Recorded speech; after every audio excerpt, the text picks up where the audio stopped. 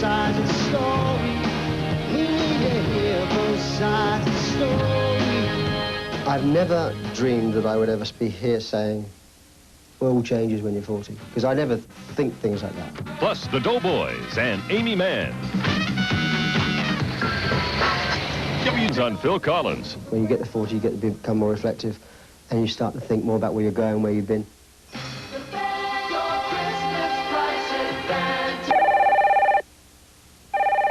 Would that be for you? It might be. It's not even my room. Hello? No, it isn't.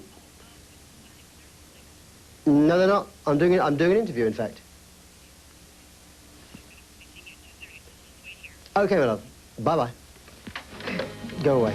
Find yourself in the gutter in our lonely part of town. Where did waits in the darkness with a weapon to cut some stranger down? Sleeping with an empty bottle, he's a sad and an empty-hearted man. All he needs is a job with a little respect, so he could get out while he can.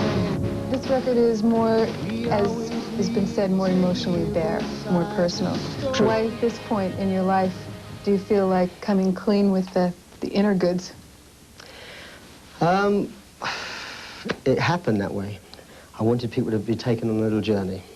Because I had some stuff that happened to me, which was, you know, very important in my life. And I wrote about it, and having written about it, I wanted to play everything.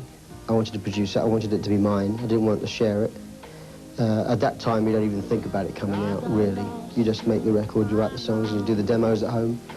I did all the vocals at home, on my own, no engineer, just sort of in my little home studio. Look and make you blind and make you act so strange, but I'm here, and here I will stay.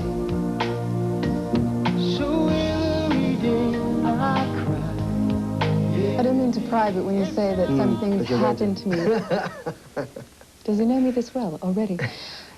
You say something's happened to me, and I couldn't help but notice that the word time kept coming up in a lot of the lyrics, and it seemed like you were very aware of this temporal reality of where you are in your life right now. Maybe your age, maybe whatever. I'm not a man of my age. But of your word, I hope. No, it's true that I think when you get to 40, I mean, I'm 42 now, but I've never dreamed that I would ever be here saying, well, all changes when you're 40, because I never think things like that. I mean, I feel like 25, 30. I still feel the same way.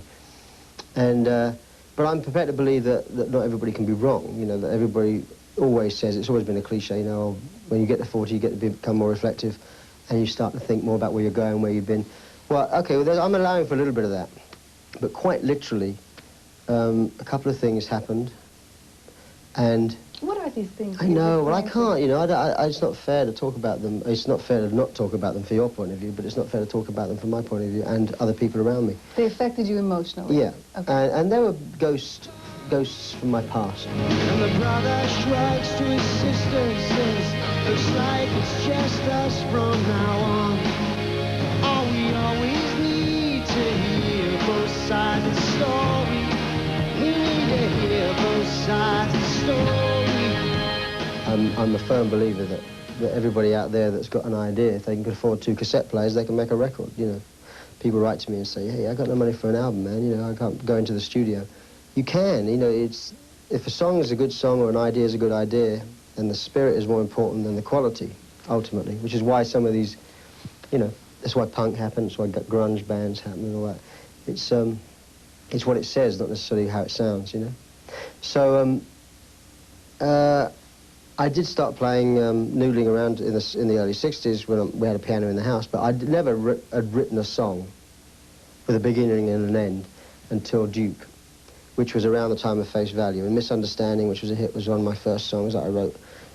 Please Don't Ask was another one that was, both of those were on Duke, the rest of it was on Face Value.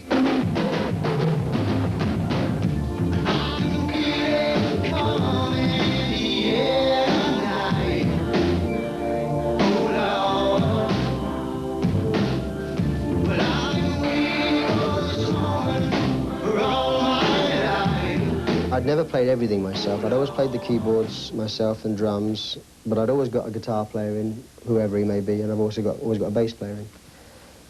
And this time round, I just, because the songs were so personal, I thought, I don't really want anybody else. I'm going to try and do it myself.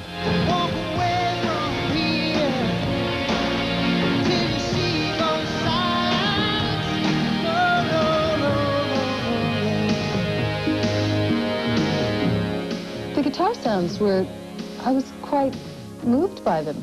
I didn't believe that you played it. Heavens above! Maybe because there was this talent that had never been explored in any of the press before, but just the sensibility around the guitar. Well, I'd never done anything. I mean, I had literally never actually just played lead parts, ever. It was always, I was always a chord man, you know, that's why I never been pushed into that situation. The best compliment was that when someone said, I thought you were doing it on your own. Who's playing guitar, you know? And I say, that's me, you know. It was very, very satisfying, and I feel much more complete about this than ever before.